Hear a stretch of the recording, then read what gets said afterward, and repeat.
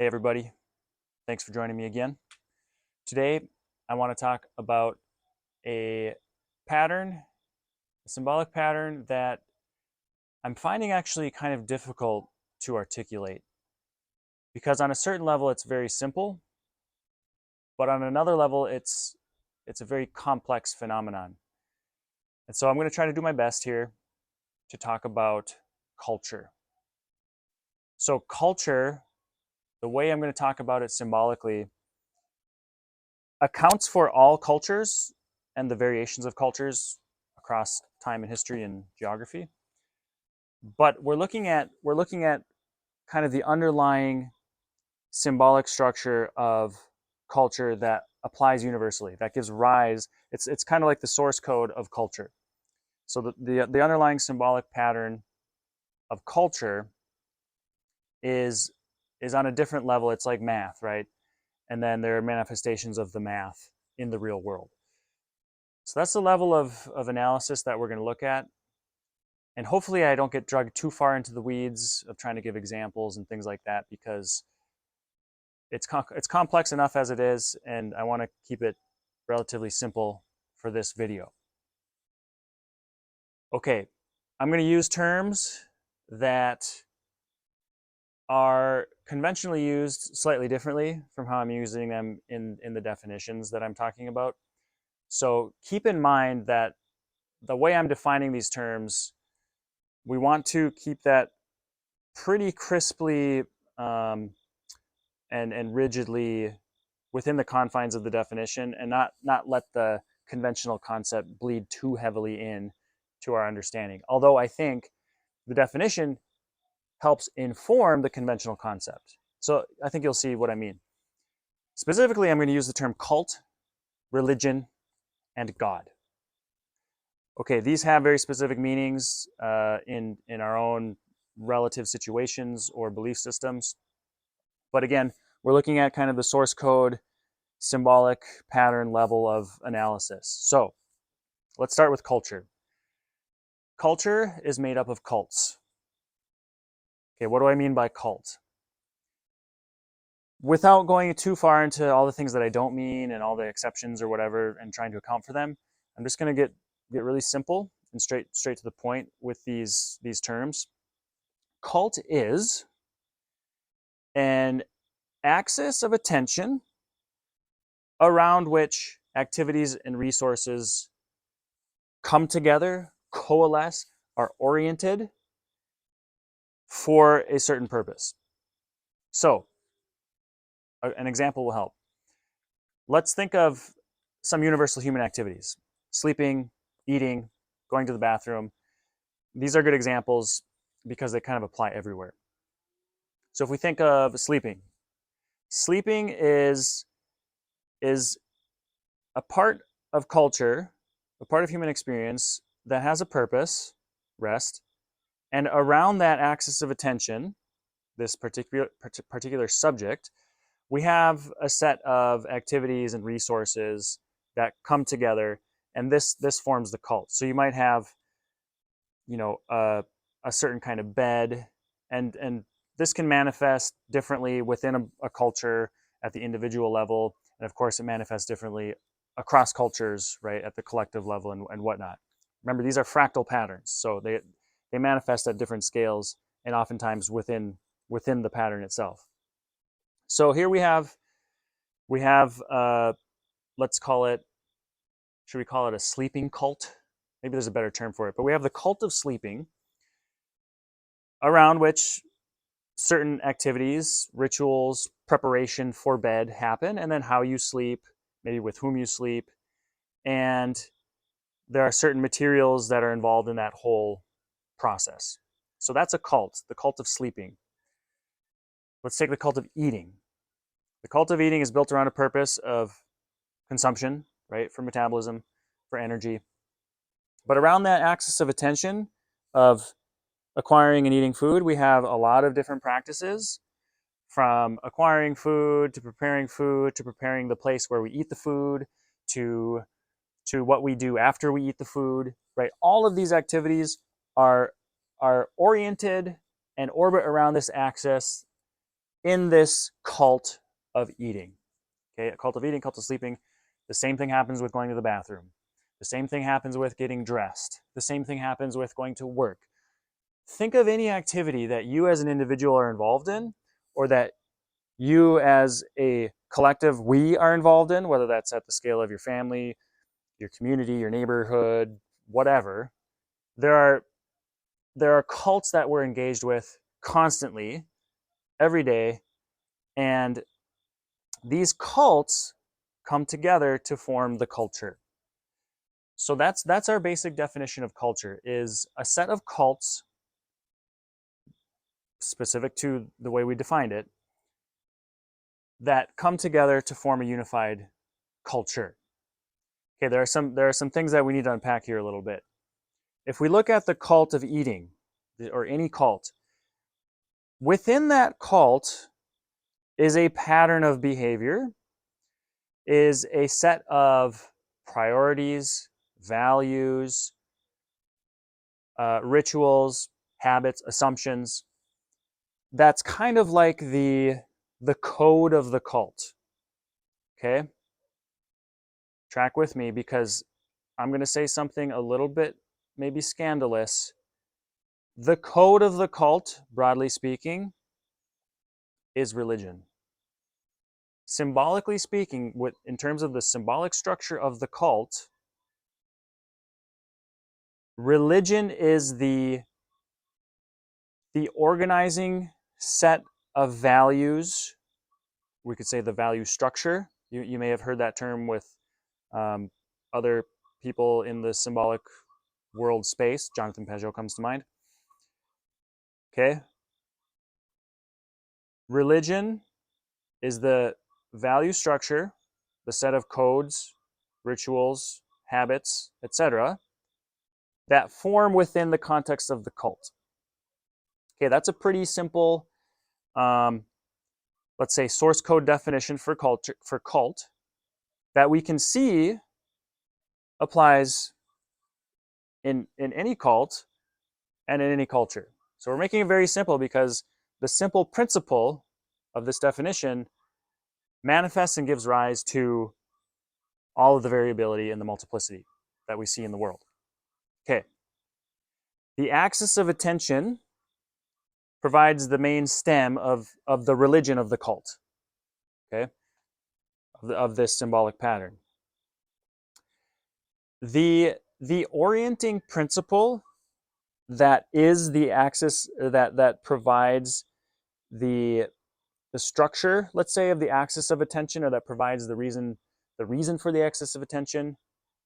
What I'm saying is sleeping, eating, going to the bathroom. That's the God of the religion. Okay, again, I'm not using God and religion here in the conventional sense. I'm speaking of it in terms of the symbolic pattern that we're looking at.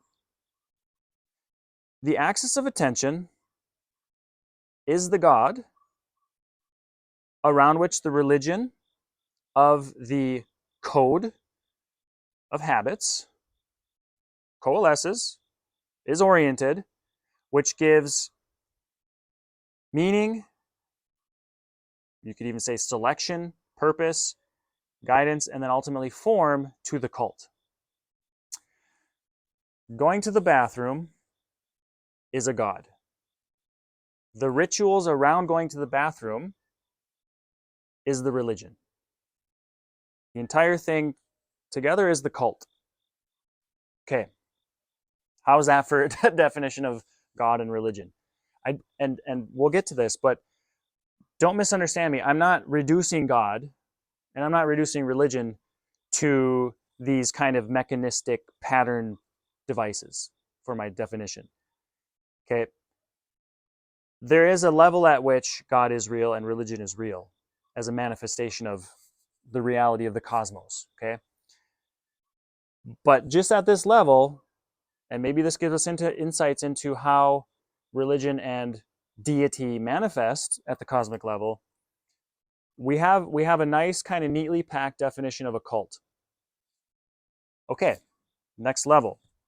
Cult is the part.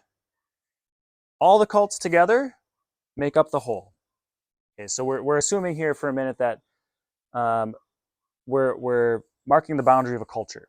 So a culture is a collection of cults, which are formed around a god, so quote unquote, with a religious structure, a value structure.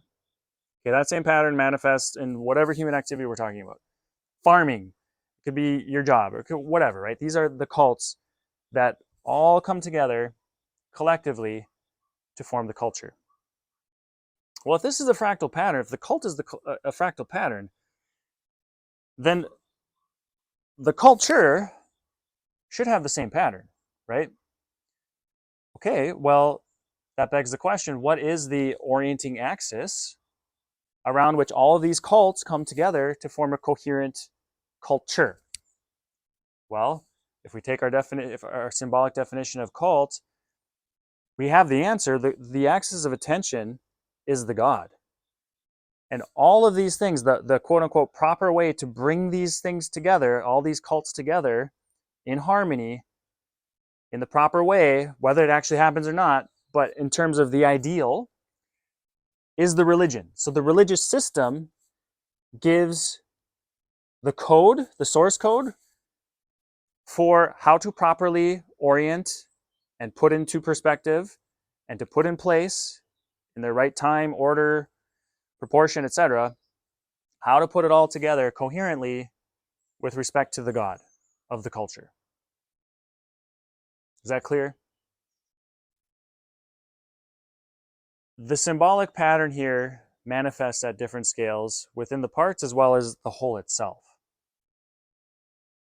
So we have the definition of religion and deity baked into the symbolic definition of culture. How's that for blowing your mind? This is easier to see with cultures that are explicitly religious. If you look at a Christian culture or a Christian country or a Muslim country or Israel, the kind of quintessential Jewish country. And we don't have to do contemporary examples. We can look in history at this too. It's pretty easy, like, okay, yeah, that culture, I don't know, let's say Byzantium, that empire, which well, I won't get into all of the details with the tripartite structure of identity and stuff. We'll leave that for another video. Byzantium, under the focal point, under the axis of attention of the Christian God in Orthodox Christianity, was a vast system of cults at different scales, and also embedded within each other, in which the religious structure and the religious order, the value structure, gave sense, meaning, purpose, direction, proportionality to all of the cults within the culture that oriented around the axis of the Christian God. Does that make sense? Let's think of, trying to think of another simpler example. If you just think of like, I'll just use Christianity because I'm more familiar with that. If you think of a medieval kingdom where the king and the clergy in the church, or we could say the Holy Roman Empire under the Carolingian Empire, King Charles, Charlemagne, right? We have another simple example of a ruler, a leader, a head of state, and I don't want to. I'm tempted to go into details here, but I'm going to get swamped and bogged down in it in terms of like different government systems and how does the political system fit into this, secular versus religious authority structures and things. Let's leave those for another time. In essence, we have the unifying, let's say the king converts. The king converts to Christianity, and now the tribe has a new god, a new focal point of worship around which everything ascends to the ideal in worship, in attention, in supplication, etc., etc. And then around that God are all of the religious laws, maybe even civic laws, that provide order and structure to the cult, the culture as a cult, and which give meaning, proportionality, orientation, order to all of the embedded cults within the collective culture. Okay? If you start thinking of details, I think you can fill it in. I'm just giving you the outline of the sketch. You can fill in the details of how this looks, right? Okay. What about states, though, or cultures that are atheistic? What about secular culture or secular countries, right? So we can think of maybe the Soviet Union as an atheistic society, atheistic culture. And in that case, the society and the state are neatly bound in a coherent culture. So it's kind of easy to think about it as one entity or one identity. What about China? The Communist Party of China is an atheistic regime over this vast empire, this vast population. In each of those cultures, we have subcultures of religious people. We have religious cultures who have gods and have the same fractal pattern. But when we look at this question of an atheistic state or a secular culture, can we really say that that culture has a god and a religion? Well, I think if you look at the definition of cult that we've laid out, it's pretty clear, yes. But does that definition align with the conventional understanding? I think insofar as this symbolic pattern of culture is universal and explains the underlying structure of reality that gives rise to all this multiplicity and variation expressed in the diversity of cultures that we see in the world, the answer is yes. Secular and or atheistic cultures are deeply religious and serve gods even in the conventional sense. They are religious, they do have gods. Okay, they're not the same gods as Christianity, Islam, Judaism, let's even say Buddhism. They all have gods. They all have religious structure, right? But how does that manifest? The easiest way to get to that answer is to ask, what are the ideals? Because the place of the ideal in the symbolic structure of a society, or in the human consciousness on a collective level or an individual level, the place of the ideal is the place of God, right? God, in the Christian sense, recapitulates all goodness, all truth, and is the highest standard of both, and all beauty. If you don't have that, it might be a little harder to see, like, how is something else or lesser than that a God? But we can either answer that by saying that that God is either weak or incomplete, or there's a pantheon of gods that maybe collectively make up this all-encompassing ideal. Let me give an example. In the United States, for very secular people, or for atheists, at the top of the hierarchy of ideals, which provides the axis of attention around which their world rotates, or should rotate, because this is the ideal. We also have systems that account for failure to meet the ideal, right? This is all baked into the religious structure, into the value structure of the culture, and how we deal with the God. If we look at this from the secular standpoint, it's very clear that we have gods in American secular society. What are they?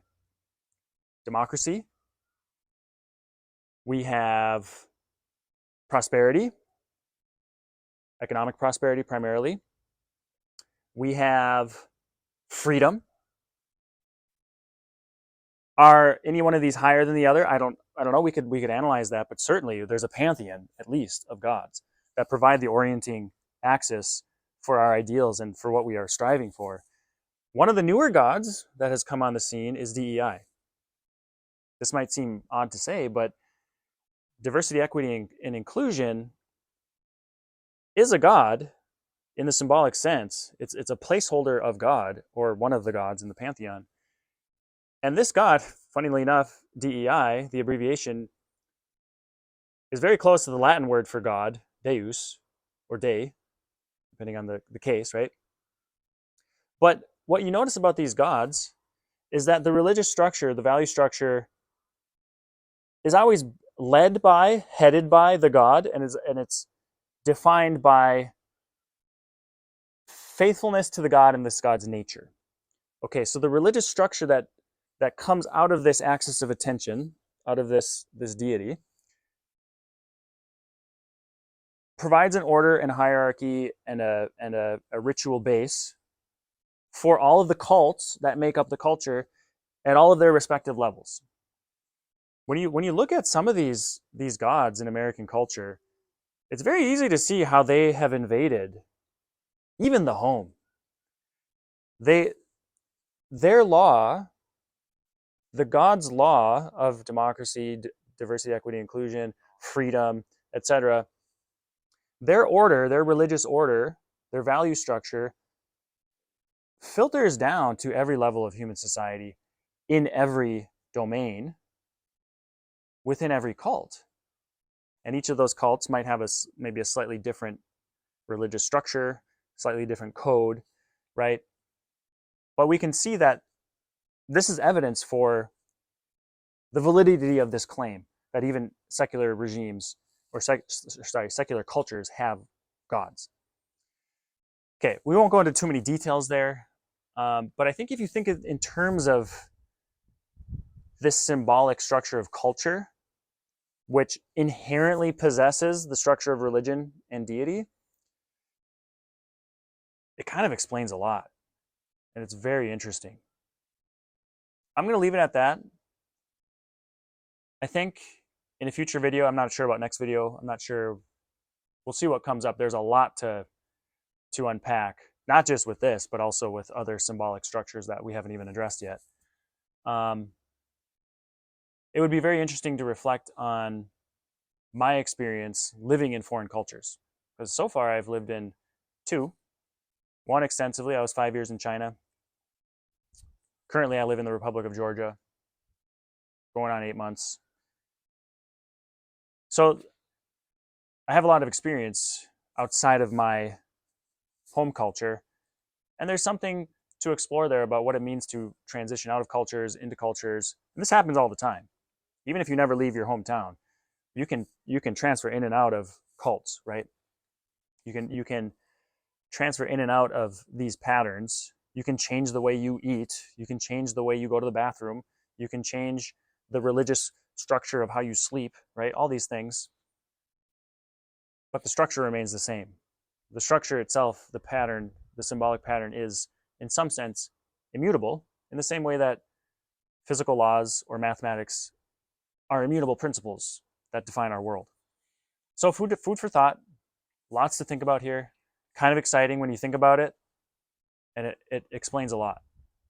So, until next time, nach vam dies.